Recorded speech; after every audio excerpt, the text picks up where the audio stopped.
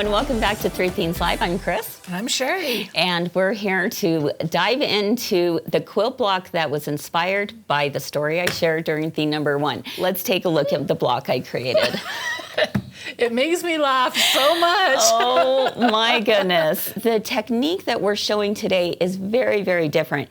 And that is using this household item, well, maybe craft item perhaps, into your quilt blocks. So I wouldn't put the pipe cleaner by itself. No. But I might cover it in fabric. So that's what I'm going to show you how to do today. And again, if you take a closer look at the block, this is very busy, right? There's a lot going on here. And so had I not had this barrier in between, it would just kind of get lost. So really, this actually gives a lot of dimension. Plus, it makes it look just like your pool. It looks just like the pool. I'm certain of it. All right, let's take a look at how this is done. So simple. What you're going to do is you're basically creating a tube. And Sherry and I, through trial and error, we decided that 1 1/4 inches was the perfect size.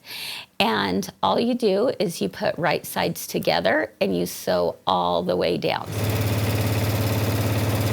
What we want you to do is turn this right side out. And I've gone ahead and started. I just used a safety pin that is in there, and I'm pulling it through. So I'm just going to do this. How are we going to get the pipe cleaner into the fabric was a tube? little tricky. This was tricky, wasn't it? It was tricky. We tried lots of different methods. We did, including just shoving it in, which you think would work. You would think, but it doesn't. It doesn't. Don't do that.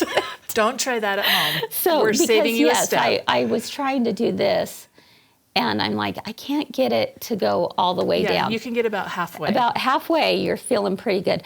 This is just this little, it's like a drawstring threader that I happen to have on hand. But Sherry, tell us what you used for yours. So I didn't have that, and I actually didn't think of it because I have some things that are similar. So I had actually just a piece of wire.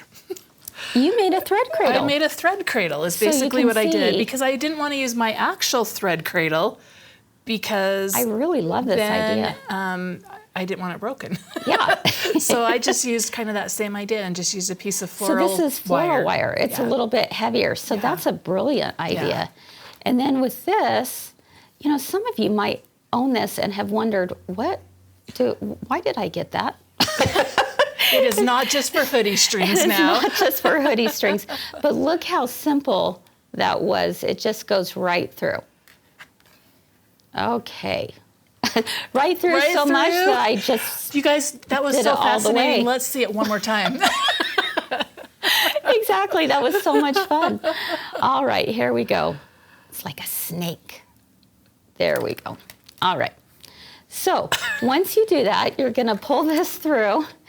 And now you have some substance here that you can start playing with. So if we take one more look at my sample here, I was able to create the roof line of the A-frame up in the air.